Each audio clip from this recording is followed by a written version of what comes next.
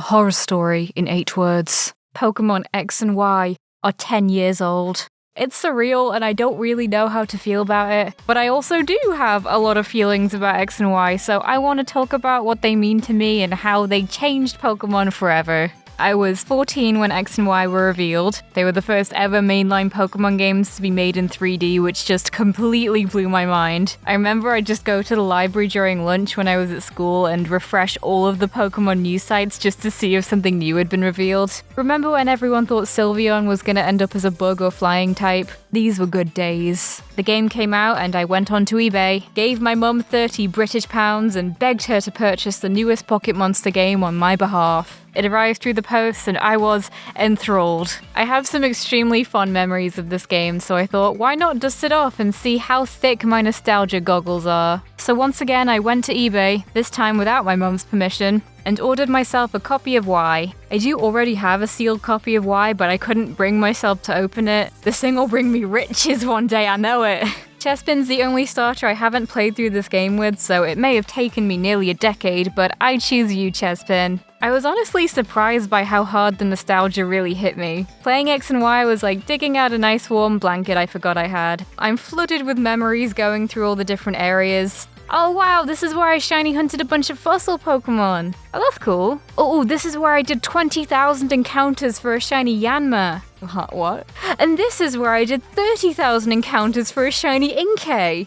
Are you good? I'm on my way to Geosenge Town and I get an encounter. Hawlucha, my old friend. I swear I remember reading a leak back in the day where someone said that Hawlucha was Froakie's final evolution. Good times. Pokemon leaks were something else in X and Y. This was back when the majority of Pokemon would be revealed through a Japanese magazine called Koro Koro, so a lot of fake leaks would be done in this style. That or the classic blurry photo. Guys, I just couldn't get my camera to focus properly, I swear it's real. Junichi Masuda's my uncle. Most of the time you could spot a fake leak, but I remember there was this one of a ferret Pokemon that I think we were deprived of. I would have used him on my team, we would have been best friends. The main 2 reasons I see X and Y getting dunked on are, it's too easy, and the story sucks. And I agree. The golden trio of good story Pokemon games includes Black and White, Sun and Moon, Scarlet and Violet. But yeah, X and Y is particularly meh. This was the first time they tried to do the whole group of rival friends thing, and while it was executed so well in Scarlet and Violet, not so much here. We've got Shauna, the player character you didn't pick, Dance Man, and that's it. I honestly feel like it could have just been Caleb and Shauna because the other 2 are basically just background characters. I really do like the whole AZ subplot, and yes, it made me cry replaying it. Also, did you know that AZ's Floette was a fully programmed Pokemon with its own signature move, and then in Gen 7 they gave it its own Pokedex entry, but it's still just been completely unobtainable for 10 years, and I am very upset about it. Team Flare are goofy, and I try not to take that part of the story too seriously because I don't want to be in my 20s ranting on the internet about the inadequacies of the plot in a Pokemon game. Lysandra's a lot more interesting than I previously gave him credit for though. He's a dude that genuinely tried to do good for the world and then slowly realized that people actually suck and he can't change that. But like, he's not completely wrong, he just took it a bit far. Maybe instead of trying to nuke an entire country, next time he should just take a trip to the therapist's couch. The game is too easy. Yeah, that's fair. You can turn off the experience share if you want to, but I kept it on for my playthrough because I wanted to see how busted it was. I went through the whole game dodging basically every trainer I could, and I didn't have a massive amount of difficulty with the bigger fights. For anyone wondering, my final team ended up being Cashew the Chestnut, Lemonherb the Talonflame, Audrey the Aurorus, Gina the Meowstic, Rhyme the Lapras, and Papercut the Aegislash. This is definitely where Pokemon started to get more handholdy. In older games, there was much more of an, I don't know, look at the map vibe, but they're constantly trying to guide you in the right direction here. Tons of holocaster calls from characters like, hey dude, hope your Pokemon journey's going awesome. Do you want to meet up at insert next location here? For how much I love X and Y, I'm pretty on board with a lot of the criticism it gets. I'll dunk on it with ya. Most of what I like about it just boils down to, this feels very cozy and it makes me happy to play it. Junichi Masuda said that the theme of X and Y was beauty, and yeah, I'd say that holds up. I think that Kalos is still the prettiest region and it's not particularly close. It also has some absolute bangers for area themes. Some of my personal favorites are Santaloon City,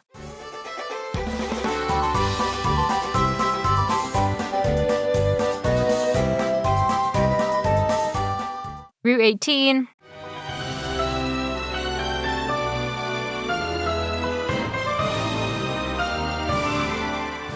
Kalos was also the last region to have a bike theme, and it's a good one.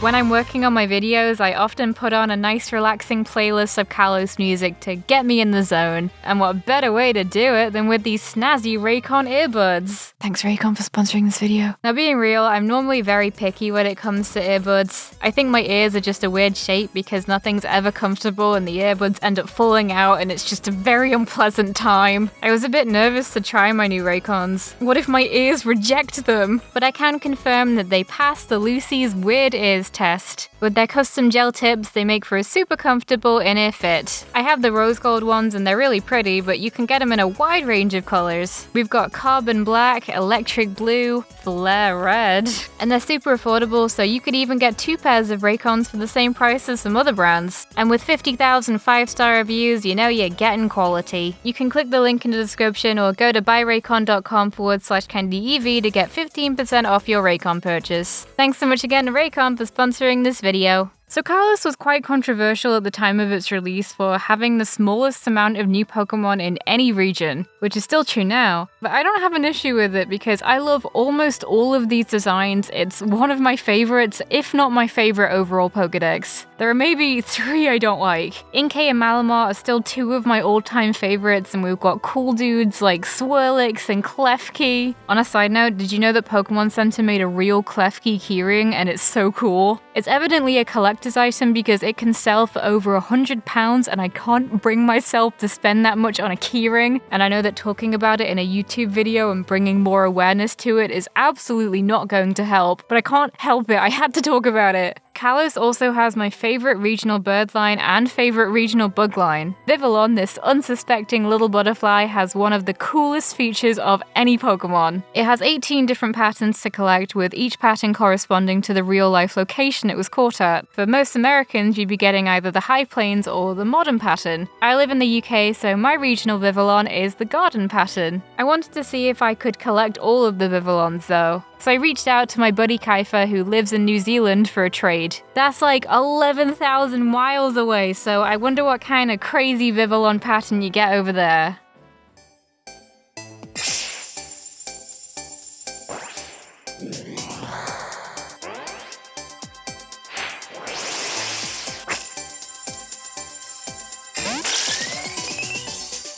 What is this? Yeah, we also have the garden pattern. What? Are you kidding me? So it turns out New Zealand is literally the only other place on Earth that has the same pattern as the UK. You're of no help to me. Except for helping make my videos. Good job on that. So it turns out getting all of the Vivillon was quite a bit harder than I thought. So I want to start an initiative. I want all of you to go on the GTS, especially if you live somewhere that's not America, and put up a Vivillon on the GTS in exchange for a Vivillon. If you can't be bothered evolving a Scatterbug, then you can get Vivillon in some friend safaris. Or you can put up a Scatterbug if you want more of a surprise. It's like the Magnemite coiling thing people used to do in Gen 5, but with cool bugs instead. I'm going to be putting up my own garden pattern Vivillons over the next few days, so see if you can get one of mine. If you want a guide for where you can get all of the different patterns, I'll leave it on screen now. If this actually does anything and anyone manages to get a new pattern this way, I'd love to know. Maybe just send me a tweet with the hashtag #VivillonMigration. But even when you have got them all, there are also 2 more event-exclusive patterns, the Fancy pattern and the Pokeball pattern. I actually have a Fancy pattern one. It's not event-exclusive anymore though, so if you also have one, you probably want to keep it in X and Y. This was actually also a feature in the trading card game. With the first Vivillon card printed, they gave it a different pattern for each language it was released in. It's legit one of my favorite Pokemon cards, it's just such a cool concept. But yeah, forgive my whole Vivillon ramble. Basically, I'm just trying to say that Kalos has a lot of really great Pokemon. It generally introduced a lot of things to the series that I don't think it gets enough credit for. I'd go as far to say that they were the biggest shock to the series we've ever had. Just a brief list of things introduced in X and Y: Ride Pokemon, Pokemon and Me, Wonder Trades, the Fairy type, trainer customization, and they were the first generation to include any kind of gimmick, being Mega Evolution for Kalos. Megas are still the best gimmick and everyone knows it. I've never seen such community excitement around any other gimmick since then. It's hard to explain it. The amount of fan art for potential Megas and the anticipation for new Megas was just intense. We still got conned out of Mega Flygon, and in 5 to 10 years when the nostalgia for X and Y reaches its peak, you can bet Megas will be coming back in a really big way. Being able to customize your trainer for the first time ever was just revolutionary. And I still think that X and Y has some of the nicest selections of clothing. This stuff is cute! But all the stuff I want to wear is locked behind that expensive boutique in Lumios where I've got to pay 80k for a skirt. It's also a bit annoying that they have specific clothing choices based on what player character you choose. Like, look at these shirts, they're cool, I'd wear them, but no, they're boy only. Guess I'll just cry in my Sunday dress. Friend Safari was a feature I never really took advantage of back when I was playing because you needed friends to use the Friend Safari, but I wanted to give it a try. It was such a cool incentive to get people to exchange codes with each other. The 3DS eShop may be dead now, rest in peace, but the service for online connectivity is still up, so if you're interested in checking out some safaris, now's your time. There's actually a subreddit that's surprisingly active where people just trade friend codes, so I recommend giving it a look. X and Y unquestionably has the biggest graphical jump between any two generations, saying a final goodbye to sprites and hello to a fully 3D game. This was completely mind-blowing at the time, and a decade on, Pokemon are still using these same base models introduced in X and Y.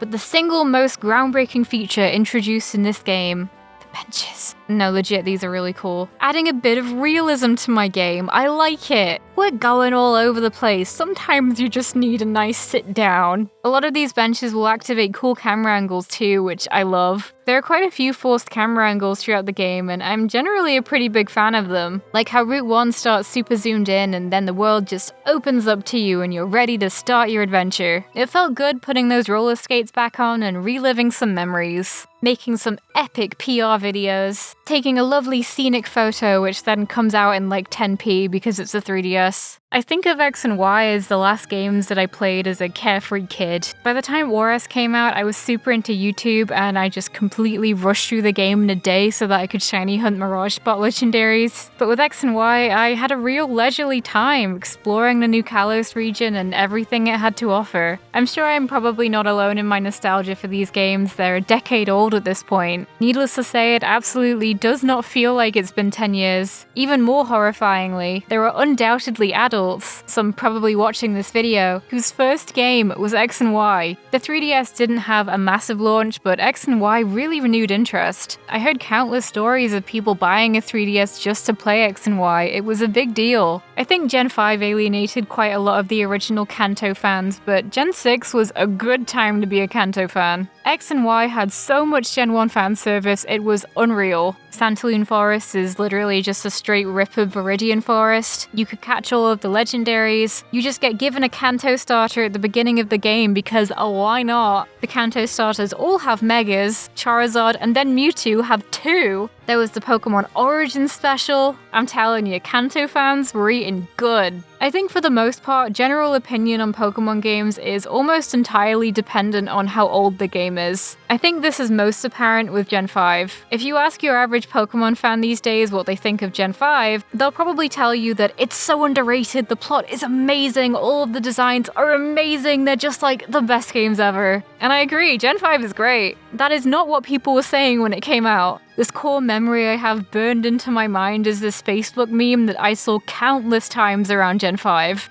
During my childhood, they made Pokemon inspired by dinosaurs, dragons, and turtles. Nowadays, they make Pokemons inspired by ice cream, lamps, and gear wheels. And I've gotta say that I kinda feel sorry for the kids of today.